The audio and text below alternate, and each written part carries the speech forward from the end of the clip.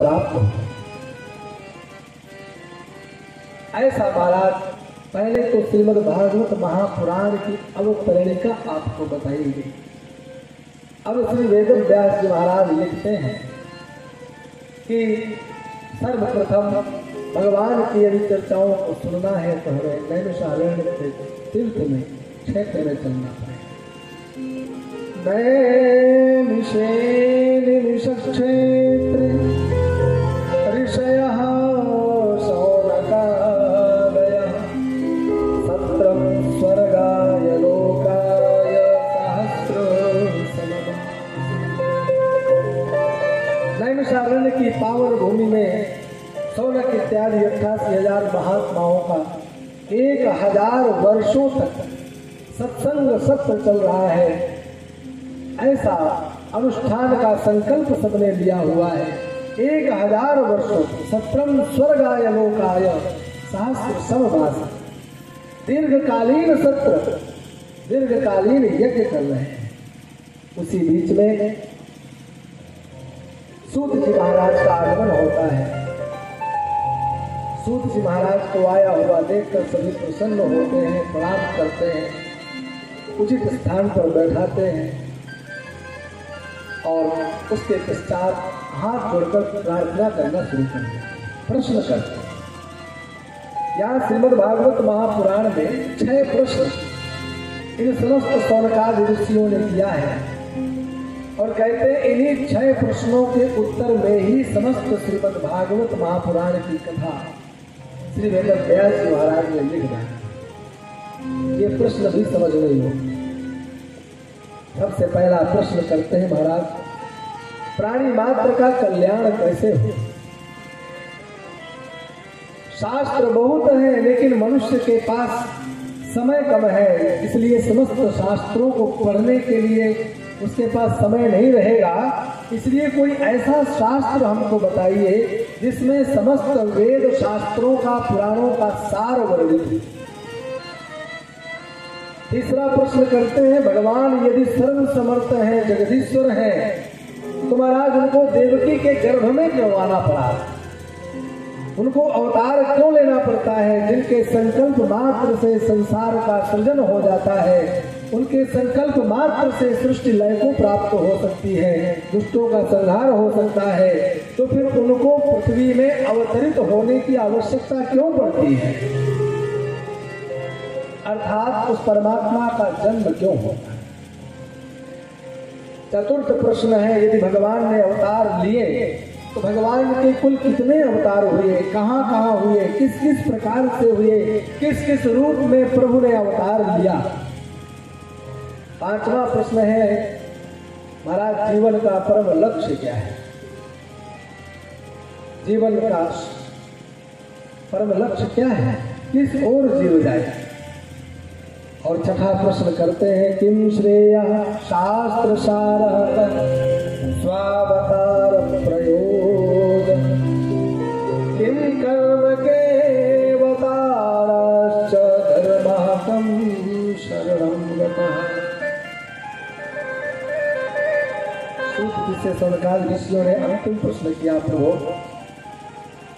जब द्वारकाधीश भगवान श्री कृष्ण अपनी 125 वर्ष की समस्त लीलाओं को परिपूर्ण करके इस धराधाम को छोड़ कर गए, तो जो धर्म भगवान के आश्रित रहता था, भगवान के जाने के बाद उस धर्म का आश्रयदाता कौन हुआ? धर्म कहाँ गया? धर्म किसकी शरण में गया? धर्माकं शरणं गतः। ऐसे 6 प्रश्न इन शौनकादि ऋषियों ने सूत जी महाराज से किया। 6 प्रश्नों को सुनकर के सूत जी महाराज बड़े प्रसन्न हुए और बोले, महात्माओं पहले तो हम आप सबके इन प्रश्नों की भूरी भूरी प्रशंसा करते हैं, क्योंकि ये प्रश्न आपके नहीं है, ये प्रश्न तो समस्त संसार के हैं, प्रजा के हैं, समस्त जीवों के हैं। ये सभी जीवों पर घटित होने वाले प्रश्न हैं। सबको सबका कल्याण होना निश्चित है। सबको शास्त्र सुन करके ही महाराज, शास्त्र से बढ़कर और कोई दूसरा गुरु हो नहीं सकता है। शास्त्र मर्यादा के अनुसार ही व्यक्ति को अपना जीवन चलाना होता है। भगवान की दिव्य कथाएं सुनती हूँ। ये सब जितने भी प्रश्न हैं ये आपके प्रश्न लोक कल्याणकारी हैं, परंतु मैं आपके प्रश्नों का उत्तर दूं उससे पूर्व मैं अपने गुरुदेव भगवान का स्मरण करना चाहता हूँ। अपने गुरुदेव भगवान का स्मरण करना चाहता हूँ। सूत जी महाराज सबसे पहले श्री सुखदेव जी महाराज का स्मरण करते हैं। यम प्रव्रजन्तमनुपेतमपेतकृत्यं वैपायनो विरहकातराजुहा पुत्रेति तन्मयतया तरवोऽभिनेदुः तं सर्वभूतहृदयं मुनिमातु। बहुत सुंदर यहाँ पर श्री सूत जी महाराज ने गुरुदेव का स्मरण किया है। कल मैंने श्री सुखदेव जी महाराज के इस श्लोक के अर्थ के बारे में आपको बताया था कि जिनका किसी भी प्रकार का कोई संस्कार नहीं हुआ, ऐसे श्री सुखदेव जी महाराज जब मां के गर्भ से जन्म लेते हैं तो सीधे वन की ओर चले जाते हैं। पीछे पीछे श्री वेद व्यास जी पुत्र पुत्र करके पुकारते हुए चले जाते हैं। इतने तन्मय हो जाते हैं कि उनको ध्यान नहीं रहता है मैं कौन हूँ। तब उस समय पुत्र ने तो कोई उत्तर नहीं दिया, वृक्षों ने श्री वेद व्यास जी महाराज को उत्तर दिया भी नहीं तो उत्तरम गलु तरवा वृक्षों के द्वारा उत्तर दिया गया कि हे वेद व्यास आप इनके चक्कर में पड़े हुए, यह तो आत्मा राम है, यह ब्रह्मनिष्ठ है, यह परमहंस है। अरे यह तो वह है जो सर्वभूत हृदय में निवास करने वाले हैं। ऐसे ऐसे सुखदेव जी महाराज के पावन चरणों में सूत जी महाराज प्रणाम करते हैं। हम भी अपने अपने इन कुछ पंक्तियों के द्वारा श्री सुखदेव जी महाराज के चरणों में प्रणाम करते हैं। बोलिए श्री सुखदेव भगवान। गुरुदेव दया करके मुझको अपना लेना, गुरुदेव दया करके मुझको अपना लेना। मैं शरण पड़ा तेरी चरणों में जगा देना।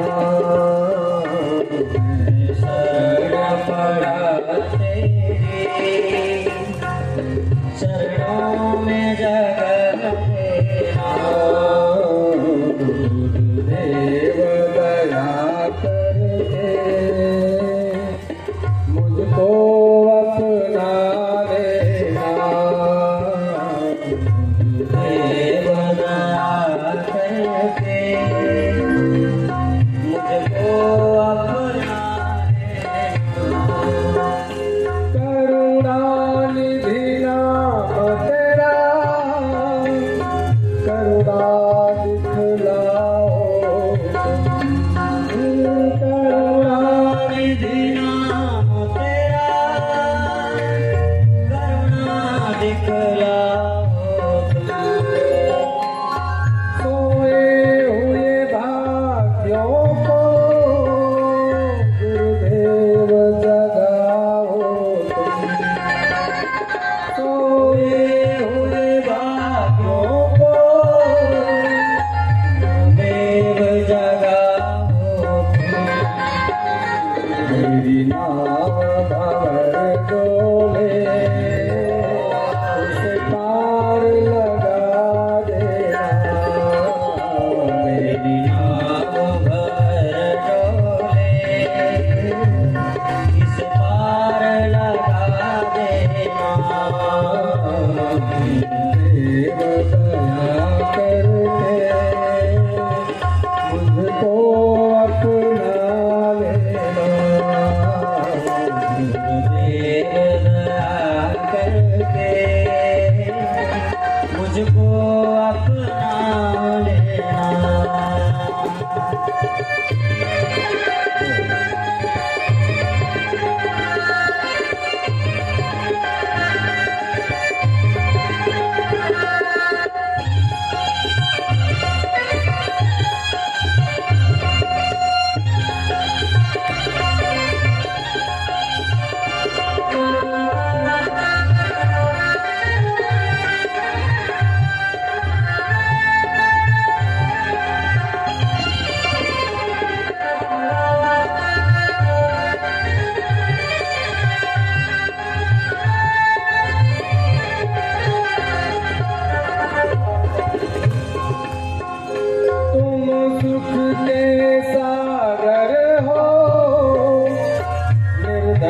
के सहारे हो, तुम सुख के सागर हो, मेरे धन के सहारे हो, इस तन में समाये हो, मुझे प्राणों से प्यारे हो, इस तन में समाये हो, मुझे प्राणों से प्यारे हो, मानस तेरी नहीं दिल से भुला देना,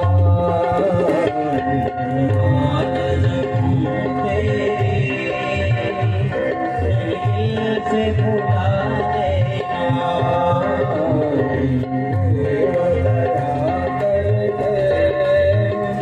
मुझको अपना लेना, करके मुझको अपना लेना।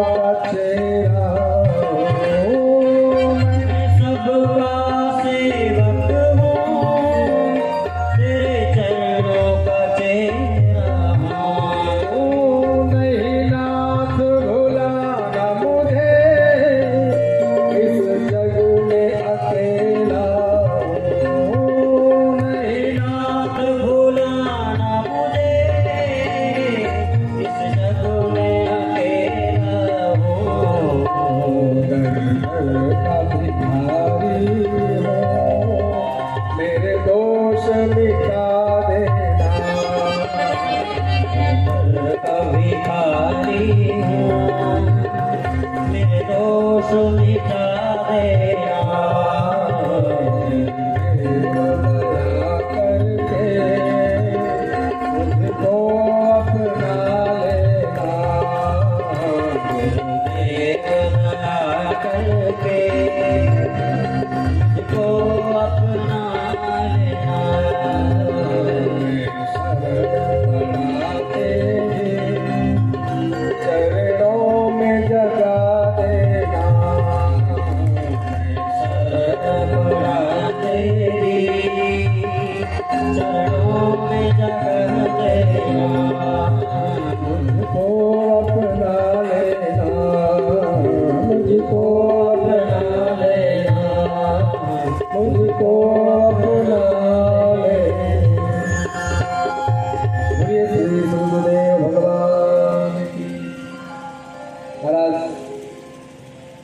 सुखदेव जी महाराज का सबसे पहले सूत जी महाराज ने वंदन किया और उसके पश्चात सूत जी महाराज शौनकादि ऋषियों से कहते हैं, हे ऋषियों, आप लोगों ने जो भी प्रश्न किए हैं वास्तव में ये बहुत श्रेष्ठ प्रश्न है। नारायणं नमस्कृत्य नरं चैव नरोत्तमं देवी सरस्वती व्यासं ततो जयमुदीरये।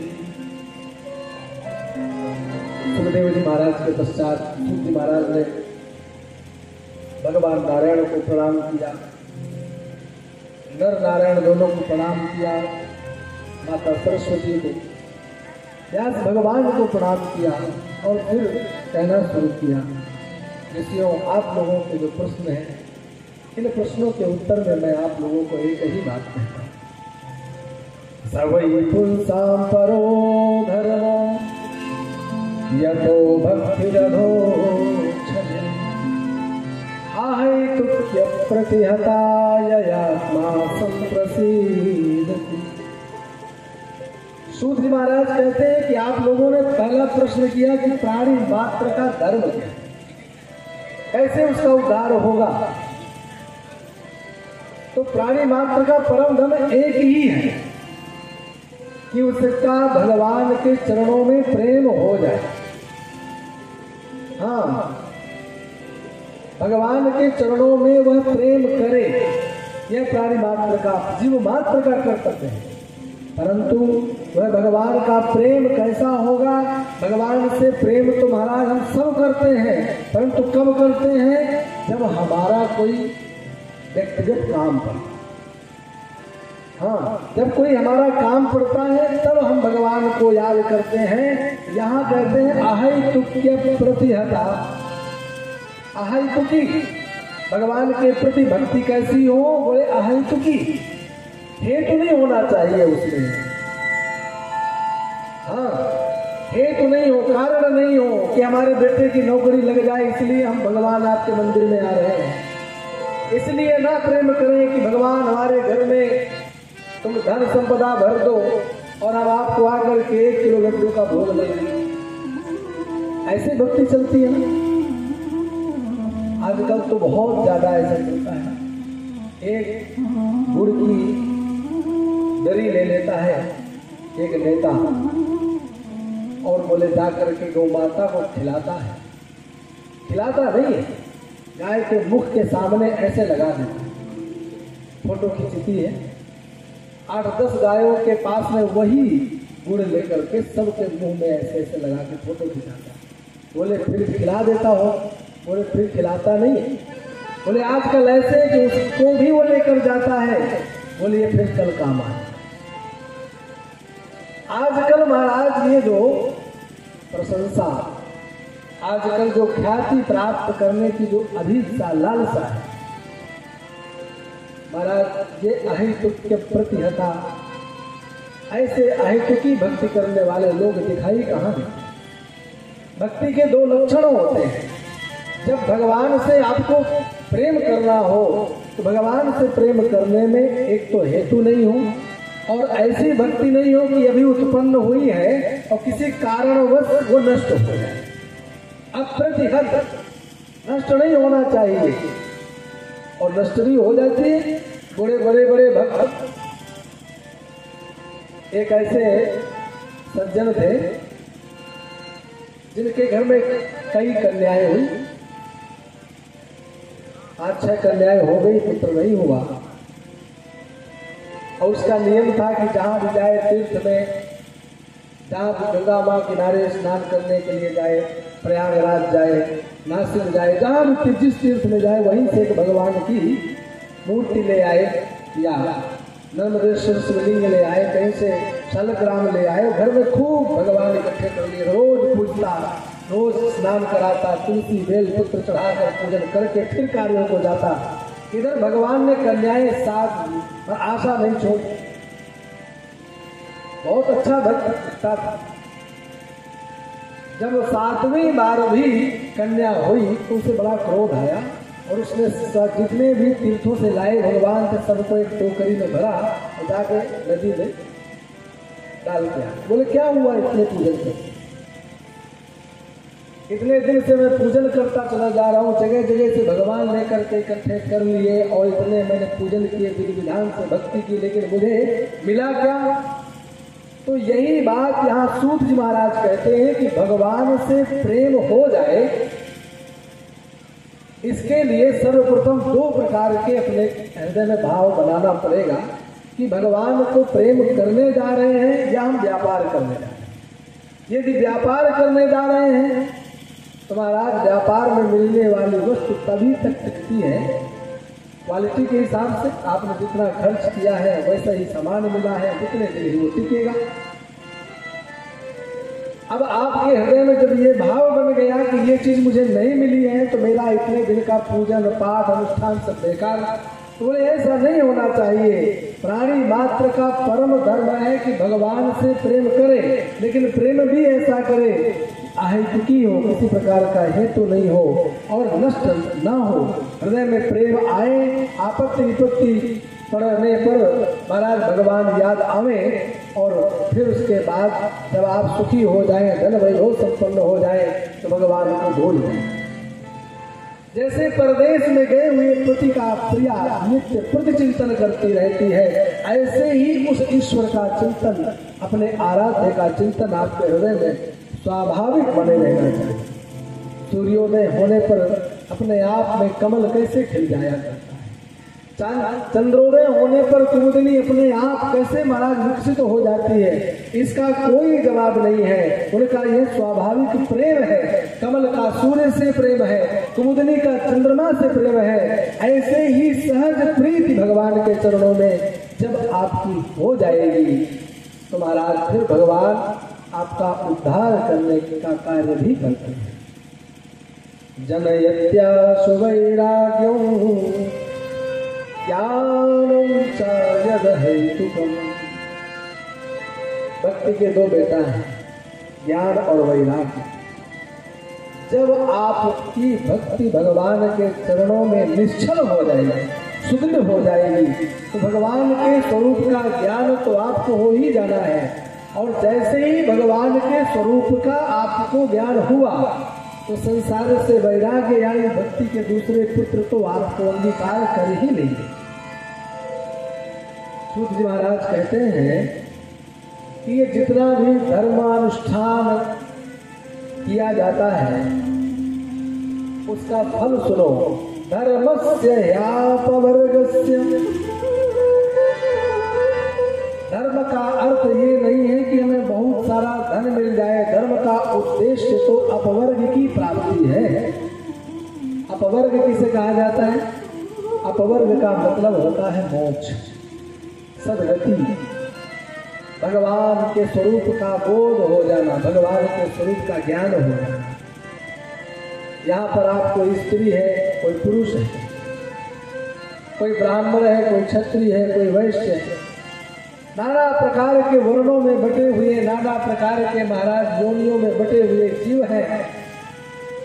ये मृत्यु लोक है, यहाँ पर सब अलग अलग वर्गों में बटे हुए हैं, लेकिन वह परमात्मा सत्ता और ईश्वर का वह ज्ञान है जहाँ किसी प्रकार का कोई वर्ग नहीं होता है। हाँ, नापवर्ग अपवर्ग, जहाँ पर कोई वर्ग ना हो ऐसे स्थान को अपवर्ग सुख कहा जाता है। बोले महाराज ये जितना भी धर्म है ना, ये धर्म अर्थ प्राप्ति के लिए नहीं होता है। धर्मस्य ह्यापवर्गस्य नार्थोऽर्थायोपकल्प। भगवान ने आपको रुपया पैसा दिया है तो उसमें किंचित मात्र धर्म भी करो। धर्म अर्थ के लिए कभी मत करो। अर्थ का उद्देश्य तो धर्म है, लेकिन धर्म का उद्देश्य कदापि अर्थ नहीं हो सकता है। धन से धर्म भी करना चाहिए और जितनी आवश्यकता हो उतना अपने जीवन में घर के अंदर संसाधनों को भी जुटाना चाहिए। देखिए, शरीर पर भी ध्यान रखना पड़ता है, क्योंकि यही शरीर है जो समस्त पुण्यों को करने वाला है। शरीर माध्यम खलु धर्म साधनम। समस्त धर्म साधनों को करने, धर्म कार्य करने का यह प्रमुख रूप से शरीर ही साधन है। इसलिए शरीर भी आपका महाराज रुग्ण न हो जाए, बीमार न हो जाए, इसका भी अब समय समय पर आपको ध्यान रखना पड़ेगा। किसी ने कहा महाराज मैं नित्य प्रति व्रत करता हूँ, ऐसा व्रत भी मत करो कि आपको आसन लगा करके भगवान के ध्यान करने में भी परेशानी हो। शरीर जिसमें स्वस्थ रहे ऐसा कार्य करते हुए भगवान का चिंतन सदा सर्वदा करते रहे। श्री शौनकादि ऋषियों ने कहा प्रभु किसका चिंतन करें, किसका ध्यान करें। सूत जी महाराज कहते हैं कि देखो ध्यान करने योग्य वस्तु है मात्र श्री कृष्ण। श्री कृष्ण से बढ़कर के दूसरा कोई स्थान नहीं है जहां आपको चिंतन करने की आवश्यकता। वही परम तत्व है, उन्हीं का सदा सर्वदा चिंतन करना चाहिए। वदन्ति तत्तत्त्वविदः तत्त्वं यद् ज्ञानमद्वयम् ब्रह्मेति परमात्मेति भगवानिति सत्यम्। वस्तुतः तत्व तो एक ही है, एक तत्व है, लेकिन अलग अलग लोगों ने नाम दे दिए। एकम सद विप्रा बहुधा वदन्ति, एक तत्व, एक श्री कृष्ण, एक पर ब्रह्म, एक परमात्मा, लेकिन उसको हम लोगों ने अपनी इच्छा अनुसार अपने अनुसार आकार बनाया और उसका ध्यान करने लगे, पूजन करने लगे। एक तत्व को तत्ववेत्ता विविध नामों से बुलाने लग गए। ज्ञानियों से कहो तो उसी तत्व को ब्रह्म कहने लग जाते हैं, योगियों से कहो तो महाराज उसी तत्व को परमात्मा के रूप में जानते हैं, भक्तों से कहो तो उसी तत्व को महाराज भगवान के रूप में मानने लग जाते हैं। वस्तुतः तत्व एक है, वही महाराज सगुण निराकार है, वही सगुण साकार है। महाराज आप जानते हैं ये बिजली जो आज आपके सामने इस माइक में भी चल रही है, इन मशीनों में भी चल रही है, और घरों में बल्ब ट्यूबलाइट के माध्यम से भी चल रही है। तो विचार करो कभी ये लाइट नहीं थी, बिजली थी ही नहीं, और ऐसे बुजुर्ग लोग या बड़ी आयु के लोग बैठे होंगे जिन्हें ध्यान होगा कभी इस क्षेत्र में भी बिजली नहीं रही है। हमें याद है हम जहाँ जन्म लिए वहाँ बहुत समय तक बिजली नहीं थी। तो जब बिजली नहीं थी तब यह बताओ क्या बिजली थी ही नहीं? क्या उसकी सत्ता थी कि नहीं?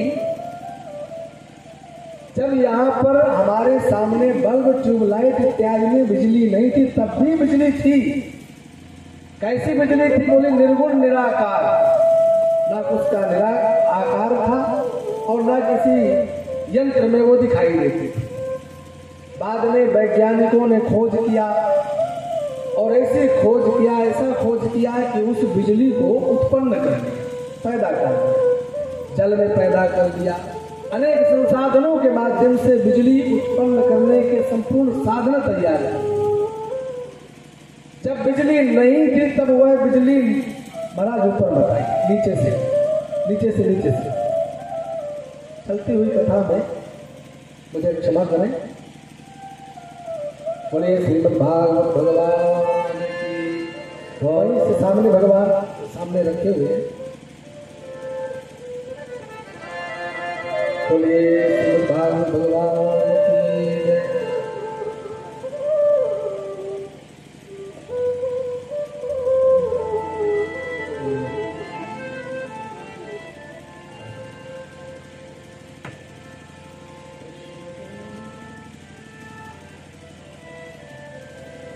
तो मैं कह रहा था कि जब बिजली नहीं थी तब वह बिजली निर्गुण निराकार के रूप में, जैसे परमात्मा जब तक श्री कृष्ण, राम, शिव इत्यादि के रूप में हमें दर्शन नहीं देते थे तब क्या वो थे नहीं? परमात्मा तब भी थे, आज भी हमेशा रहेंगे। वह परमात्मा निर्गुण निराकार, और जब वह बिजली तैयार कर दी गई तो सगुण निराकार बिजली तो है, वैज्ञानिकों ने पैदा कर दिया है, लेकिन बल्ब ट्यूबलाइट मशीनों में हमें दिखाई नहीं दे रही है, तो वह है तो लेकिन निराकार है, सगुण होते हुए भी निराकार है। और वही बिजली जब महाराज और खोज की गई और परिश्रम किया गया। बल्ब के रूप में, ट्यूबलाइट के रूप में, पंखों के समस्त यंत्रों में जब बिजली हमारे सामने प्रत्यक्ष आ गई तो हमारे वो नेत्रों का विषय बन गई, हमें दिखाई देने लगी, तो वह सगुण साकार बन गई। बस परमात्मा का स्वरूप ही ऐसा समझ, वही परमात्मा कभी निर्गुण निराकार महाराज, वह परमात्मा निर्गुण निराकार, और वही परमात्मा जब स्वयं एक से दो होने की इच्छा किया तब महाराज विष्णु, ब्रह्मा, शिव इत्यादि निर्मित हो, उनकी कृपा से सृष्टि का निर्माण हुआ। फिर भी हमारे आंखों का विषय नहीं बना, और वही परमात्मा ने कृपा करके हम सब भक्तों की कल्याण के भावना से श्री कृष्ण, श्री राम, शिव, वामन, परशुराम अनेक विविध अवतारों के रूप में हमारे सामने प्रत्यक्ष हो गया, दर्शन देने लग गया। ऐसे ही महाराज जब परमात्मा निर्गुण निराकार, सगुण निराकार, और आज हमारे आंखों का विषय बन करके सगुण साकार हो गया है। यदि वह बिजली प्रकाश के रूप में प्रकट ना होवे तो बिजली बताओ हमारे किस काम? प्रकट भी होना जरूरी है, इसलिए वही अपना दिव्य रूप बना करके जब परमात्मा प्रकट होता है तो हमारे आंखों का विषय बन जाता है। वही परमात्मा जब स्वरूप बना करके आता है, शेष गणेश महेश दिनेश सुरेश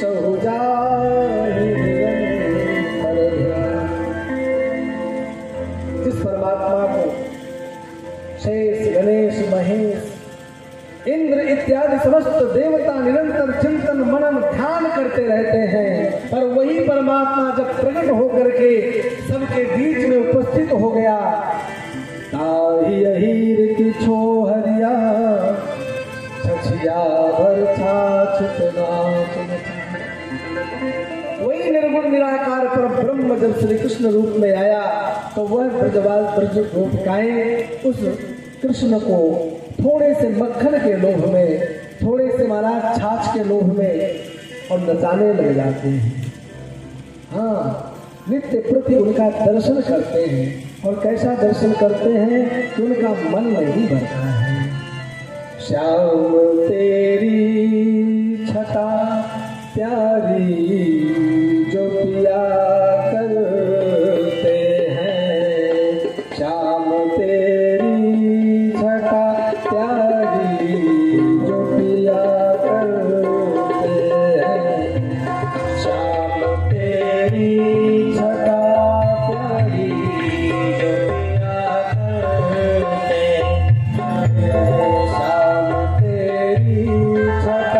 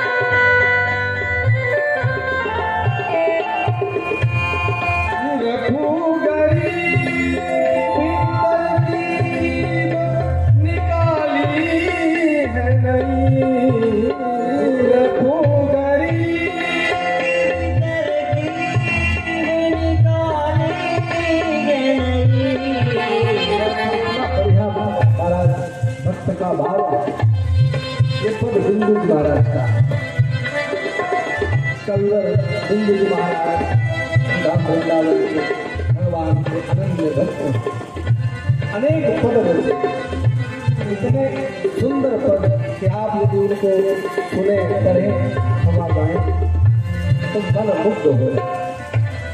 कहते रफूगरी की भी तरकीब निकाली है। कैसे रफूगरी? हम आपकी याद में अहर्निश बैठे रहते, हृदय में अनेक भाव हो, वो घाव भरेंगे कैसे? कपड़ा फटता है ना तो उस कपड़े को सिलना पड़ता, रफू करवानी पड़ती है। तो महाराज कितना सुंदर भाव है कि रफूगरी के लिए भी तरकीब निकाली है। नहीं, क्या तरकीब निकाली है? रफूगरी की भी तरकीब निकाली है। नहीं, रफूगरी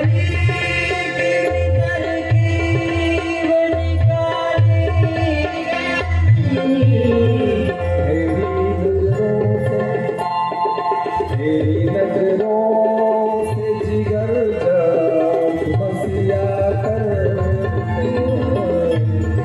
तेरी नजरों से जिगर जब मसिया करते, तेरी नजरों से जिगर जब मसिया करते, तेरी नजरों से मसिया करते। यही अपनी है गिरा, यही अपनी है गिरा, इससे जिया करते हैं। यही अपनी है गिरा, जिससे जिया करते हैं।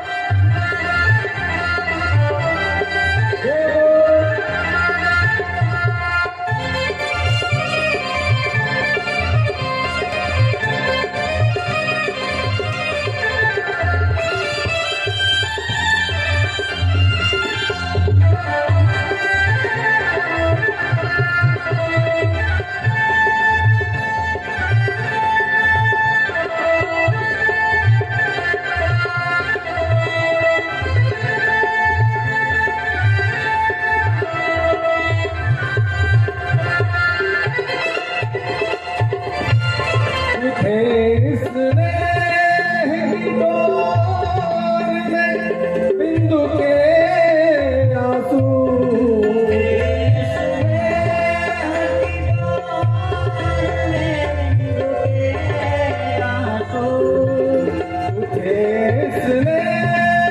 में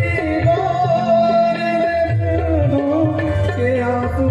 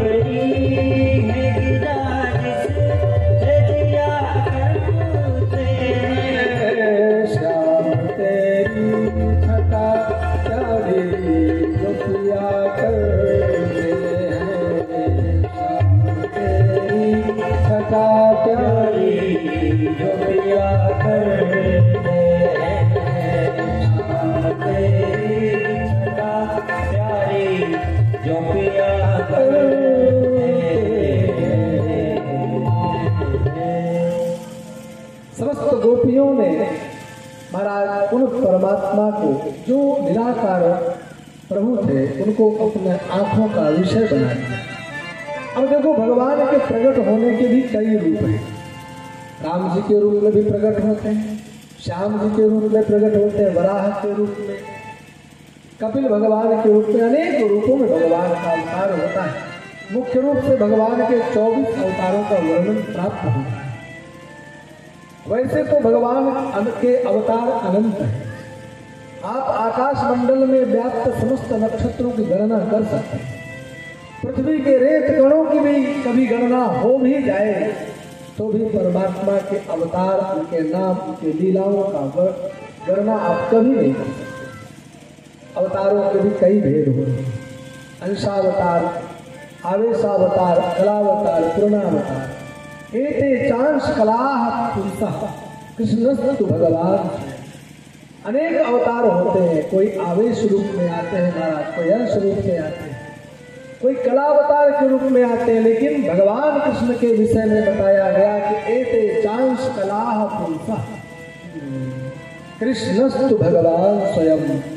महाराज परिपूर्णतम अवतार के रूप में श्री कृष्ण भगवान माने जाते हैं। भगवान श्री कृष्ण का और भगवान श्री राम चांश, जो शब्द चकार शब्द आया है ना, इससे राम जी को समझना चाहिए। भगवान श्री कृष्ण और भगवान श्री राम परिपूर्ण अवतार माने जाते हैं।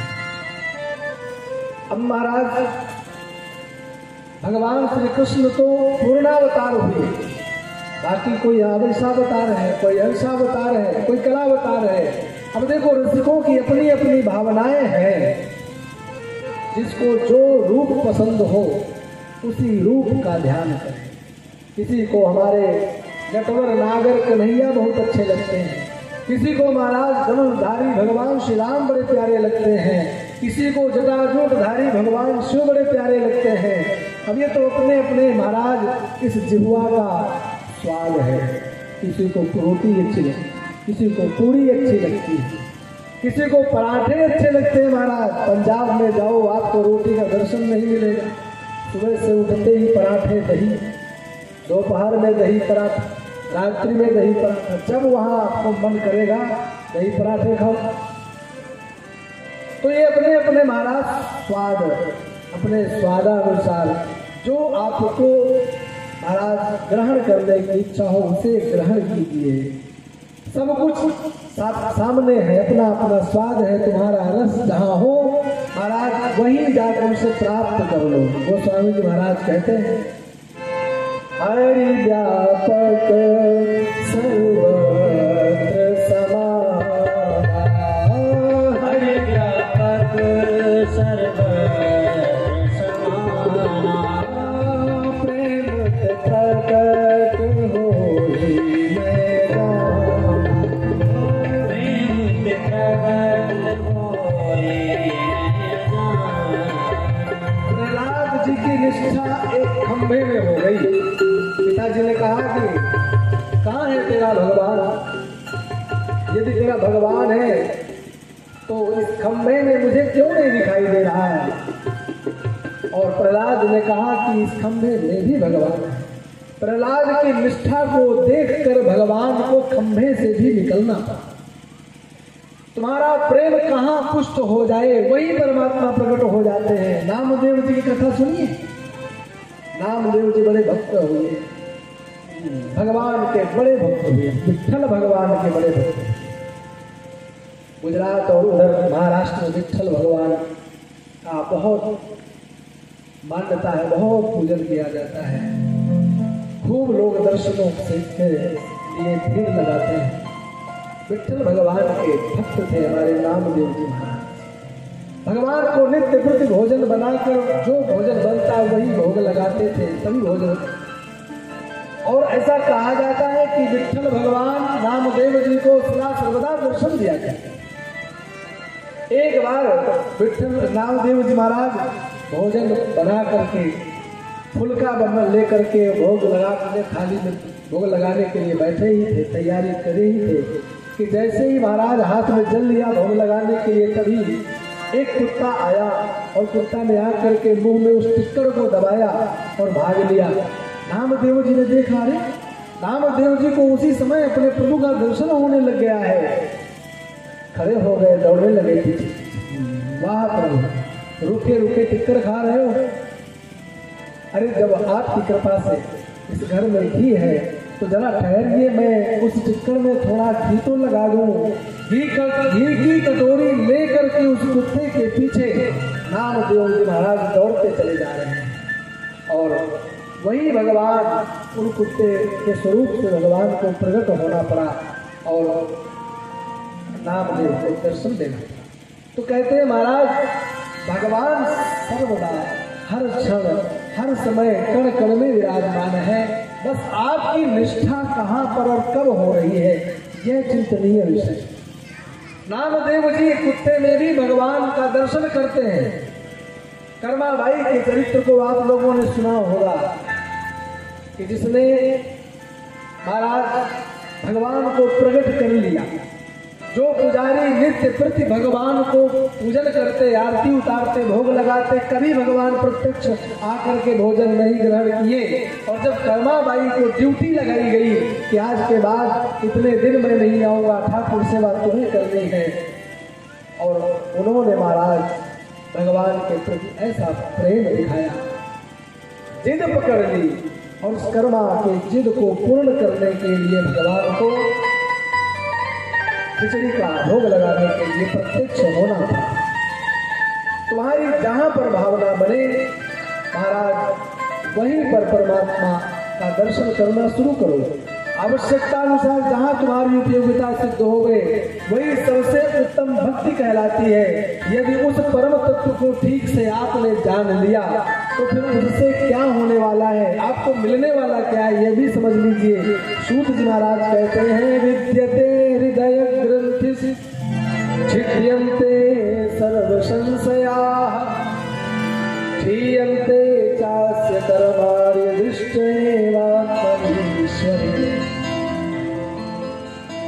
जिसको कर्मा ने जाना, नामदेव जी ने जाना, ऐसे ही जिस दिन आप उस परम प्रभु को, परमात्मा को समझ लोगे, जान लोगे, ये जानना नहीं है, कथा में आकर बैठ गए भी जानना नहीं है, पूजन कर लेना भी जानना नहीं है।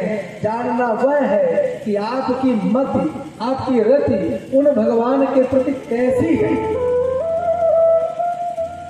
बस जिस दिन आपकी मति रति उन्हीं भक्तों जैसी हो जाएगी, उस परम तत्व को समझ लोगे, बस आपके हृदय की समस्त अज्ञान की ग्रंथियां खुल जाएंगी। जितने भी बुद्धि में संशय और भ्रम पड़े हैं ना, सब भ्रम और संशय समाप्त हो जाएंगे। जितने आपके जन्म जन्मांतर के कर्म बंधन है, कब कब आप किस किस योनि में कुकर सुकर जाने क्या क्या बन करके आज मानव बने हो, वो समस्त कर्म बंधन नष्ट हो जाएंगे। उस परम तत्व को मानव जीवन में ही प्राप्त करना हो सकता है। अन्य कोई ऐसा जीव नहीं, ऐसा कोई योनि नहीं जिस योनि के माध्यम से आप उस परमात्मा को प्राप्त करो।